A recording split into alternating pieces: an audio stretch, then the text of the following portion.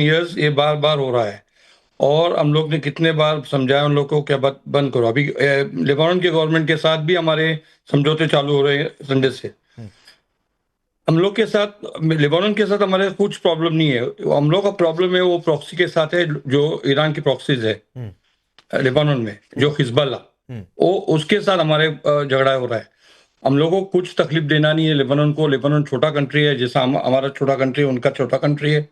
They must also, उन लोग भी आगे आगे जाने मांगते हैं।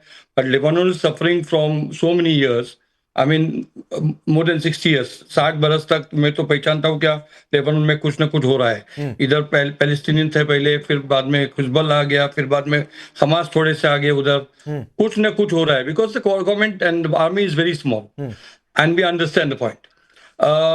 पाकिस्तान के बारे में जो बोल रहे हैं, पाकिस्तान जो अभी पीस टॉक करे, मुबारक हो उनको। We are very happy that Pakistan is ruling, but उन लोग का दिल साफ नहीं है हमारे बारे में। हमारे बारे में जब उनका दिल साफ होएगा ना, तो हम लोग उन लोग को बिलीव करेंगे क्या वो रियली पीस टॉक कर रहे हैं उधर।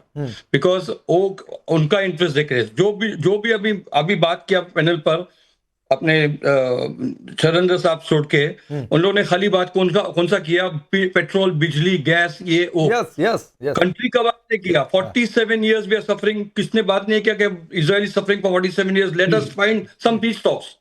Nobody is talking about that. बिजली, हॉर्मुज, ये वो, हमारे को कुछ इंटरेस्ट नहीं है उसके अंदर। हमारे को खाली एक ही इंटरेस्ट है, वो हमारा कंट्री में पीस हो जाएगा। हमारा कंट्री में बिल्कुल वॉर नहीं होएगा। हम लोग को पीस से रहना है बस। किससे? हमारे इधर देखो ना, 25% मुस्लिम्स है। They are staying all with no problems at all. They are staying shoulder to shoulder with us. They are in our army. They are in our courts. They are in our government. No problem at all. So if that will be taken by these people, that will be good. अब major Nadeem, One thing I will tell you, one more small thing, one small thing. You know, our Golda Meir, our Prime Minister Golda Meir, she said one thing very nicely. अच्छे से बोले थे, जो दिन और ये Palestinians उनके बच्चे को प्यार करेंगे, सबको प्यार करेंगे। ठीक है। अब मेजर नदीम एक बात बताइए, कैसे विश्वास होगा जो ये बात कह रहे हैं कि आप लोगों की नीयत ठीक नहीं है इजराइल को लेकर, और वो नीयत इसलिए कि ख्वाजा आसिफ आपके मंत्री जो पोस्ट उन्होंने डिलीट कर दिया कि भाई नर्क की आग में जलो। मतलब आप लोग मीडिएट कर रहे हैं और उसके बाद क्या, तो नर्क की आग में जलो। देखिए, उन्होंने नहीं कहा, पूरी दुनिया उनको कहती है कि ये इविल है, ये कर्स है फॉर ह्यूमैनिटी के लिए, ये कैंसरस है, दे आर कैंसर। इन्होंने लाखों लोगों को मार दिया। आप देखें कि ये जो बात कर रहे हैं कि ये अमन सुकून से, ये उस वक्त अमन सुकून से रहते हैं जब रब्बू का नसर जैसे लोग आएंगे और इनको डंडे मारेंगे। इसी तरह से टाइटस जैसे लोग आएंगे और उनकी जो तहजीब को मिटाएंगे, तब ये सीधे होंगे। ये है कसाई। इन्होंने पूरी दुनिया में बुजरी किया। आप मुझे बताइए कि दुनिया में अगर सबसे ज्यादा इंसानों को कत्ल किया होगा तो शायद अमेरिका के बाद ये इजराइल होगा। वो अगर न्यूक्लियर बम हटा दे तो शायद यही नंबर 1 पे होंगे कि ये दुनिया में जितने ज्यादा इन्होंने इंसानों का, बच्चों का, औरतों का कत्ल किया है। आप देखिए कि ये कसाई बैठकर इस तरह की बातें करते हैं कि जनाब अमन की, शांति की, और गोल्डा मेयर जो अभी जहन्नुम में बैठी होगी, ये भी पहुंचने वाला है यहाँ जो बैठा हुआ है अभी थोड़ा अरसे के अंदर इंशाल्लाह ताला। आप बताइए कि जो इंसानों का, बच्चों का, देखे जहाद के भी कुछ कवानीन होते हैं, जंग के भी कुछ लॉज होते हैं। अब जिस तरह से ये लेबनान के अंदर घुस गए, अब लॉ की बात आप कर रहे हैं, पहले से पता था। मेजर नदीम, लॉ की बात आप कर रहे हैं, मत करो प्लीज नदीम जी। बेन्यामीन साहब कुछ कहना चाह रहे हैं, लॉ की बात मत करो। नदीम जी, आप लॉ की बात मत करो। उनकी उसके अंदर आपका अच्छा रहेगा, बिकॉज लॉ हम लोग को मालूम है, हम लोग लॉ से काम कर रहे हैं। कौन सा लॉ? और देखो, आप सीरिया में 2 मिलियन में मरे तो तुमको दुनिया में सबसे ज्यादा ह्यूमन राइट्स की वायलेशन आपके मुल्क ने की है। दुनिया में सबसे ज्यादा हम लोग का क्या हो रहा है, मतलब हमारा कंट्री छोटा है, पाकिस्तान में हमारा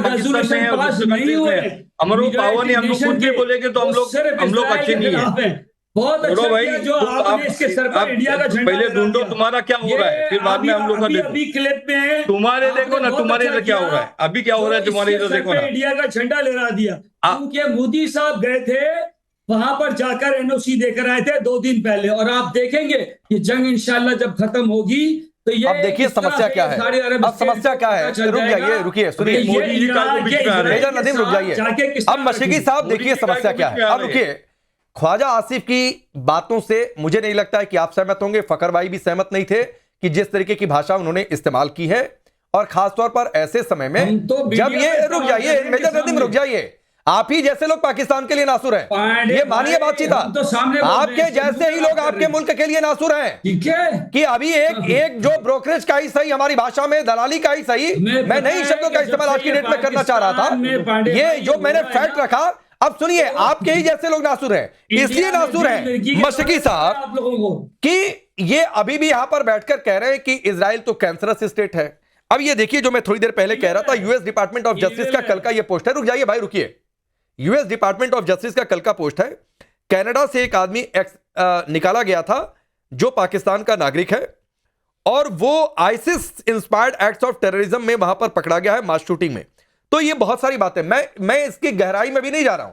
मैं सिर्फ ये कह रहा हूं कि अगर इस तरीके की नफरत, क्या इजराइल को बिना सहमत किए लेबनान पर आप लोग ये पीस टॉक करवा लेंगे?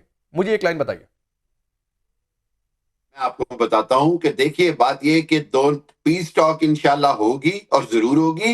दोनों पार्टीज जो हैं, ईरान और अमेरिका, मैक्सिमम लिवरेज चाहते हैं। ईरान की अपनी डिमांड्स है, अमेरिका की अपनी डिमांड्स है, लेकिन हकीकत यह है कि अमेरिका को बहुत मार पड़ी है, अमेरिका बड़ी मुश्किल में है। अमेरिका को इसराइल ने इस दलदल में घिसेड़ा है और खुद जेडी वैंस ने नेतन्याहू को स्नब किया, शाउट किया कि तुमने हमारे साथ झूठ बोला। और खुद इसराइल के अंदर ये जो अभी बात कर रहे हैं ना, ये पहली बार कोई इसराइल से बैठा हुआ कह रहा है कि हमारा भी ख्याल करो, क्योंकि ईरान ने मार मारी है। इस बार ईरान ने हैफा, तलबीब और सब जगह पर मिसाइल मारे हैं, तो इनको समझ आई है कि तबाही क्या होती है। खुदारा गजा में क्या किया, लबनान में क्या किया और उधर मगरबी किनारे वेस्ट बैंक में क्या किया। तीसरी बात यह है कि आज पाकिस्तान जहां दुनिया के मंच पर खड़ा है और दुनिया को अगर डायरेक्ट कर रहा है, ताज पहना रहा है कि आज हम दुनिया में अमन लाने की बात कर रहे हैं, तो इसकी वजह सिर्फ ये है कि पाकिस्तान ने अपना मुकाम बनाया है। हुआ ये कि इंडिया में बदकिस्मती से मोदी ने अपने आप को अकेला फिर आ गए आप इंडिया पर,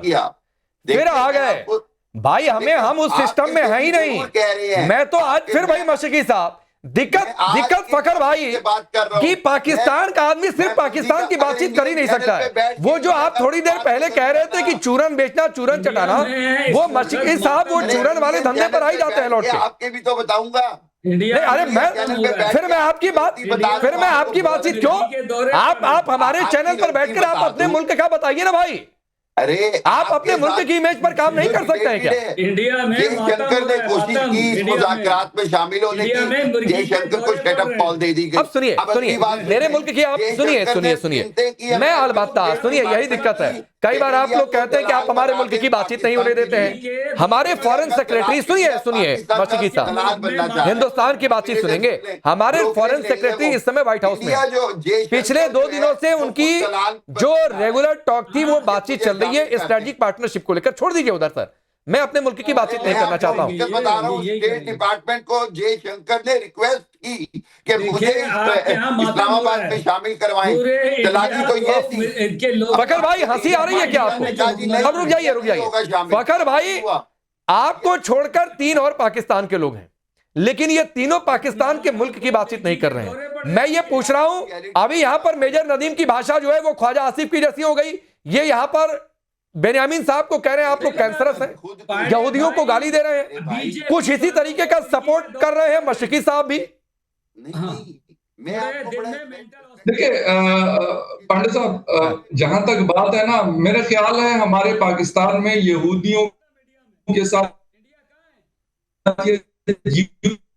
के साथ किसी की दुश्मनी नहीं है। बिल्कुल ही इजराइल से हैं, आप हम एक दूसरे से डिसएग्री कर सकते हैं किसी भी पॉइंट के ऊपर,